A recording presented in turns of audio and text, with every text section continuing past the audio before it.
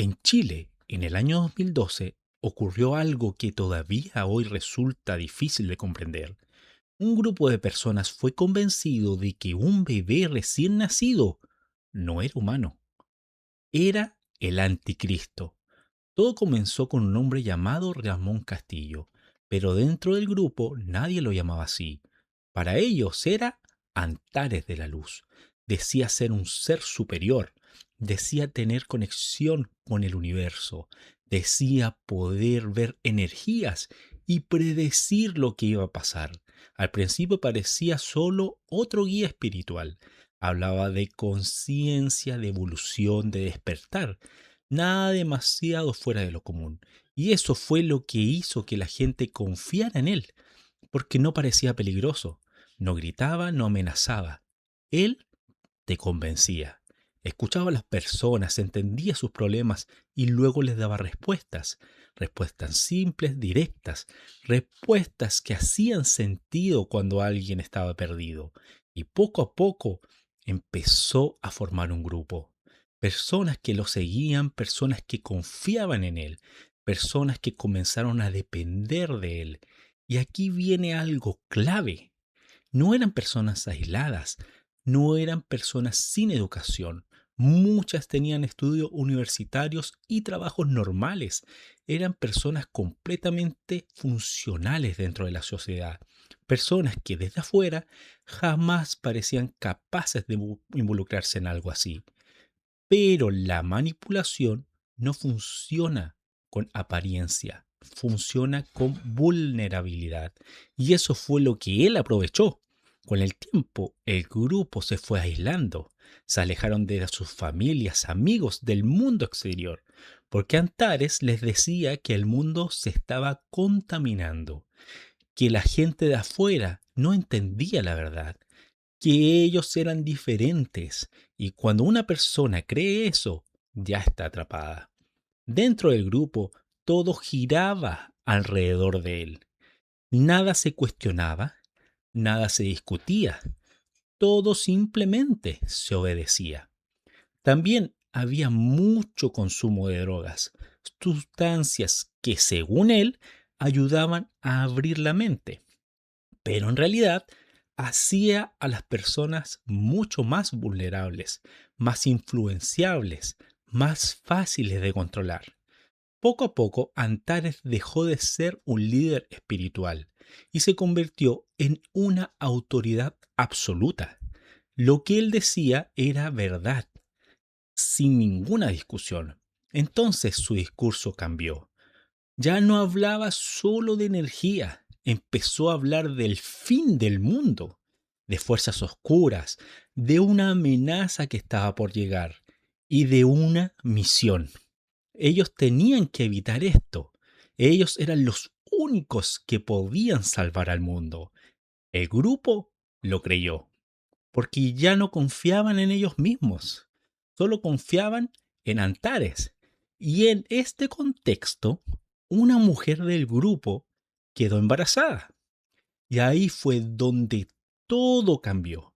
En lugar de ver ese embarazo como algo positivo, Antares empezó a decir algo completamente distinto. Dijo que ese bebé no era normal, no era humano, que era el anticristo, que había venido al mundo para destruir todo.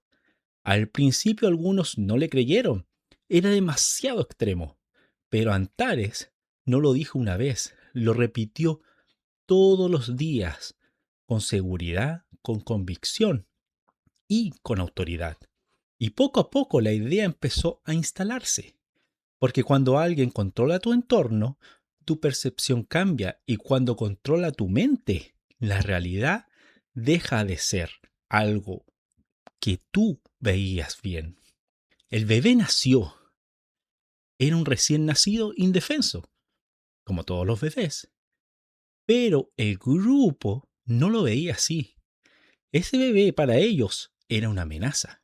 Antares dijo que debían hacer algo, que no podían dejarlo vivir, que si no actuaban, el mundo entero iba a sufrir consecuencias. Y esto fue lo más perturbador. Nadie le dijo que esto estaba mal.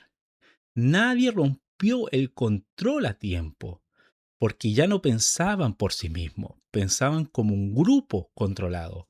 Y entonces el grupo llevó al bebé a una zona aislada, a la costa de Chile, en un lugar lejos de todo, sin testigos, sin intervención, y ahí hicieron lo impensable. Hicieron un ritual en donde le quitaron la vida al recién nacido. Esto no fue un accidente, no fue un momento de locura repentina, fue algo planificado, creído y justificado. Actuaron convencidos de que estaban haciendo lo correcto, convencidos de que estaban evitando algo peor.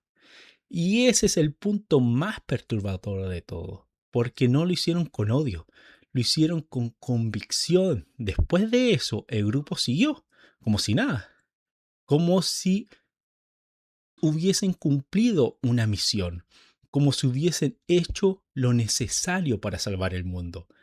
Pero la realidad no desaparece y el control no dura para siempre. Con el tiempo algunos miembros empezaron a dudar, a cuestionarse, a sentir el peso de lo que habían hecho. Y poco a poco la historia empezó a salir.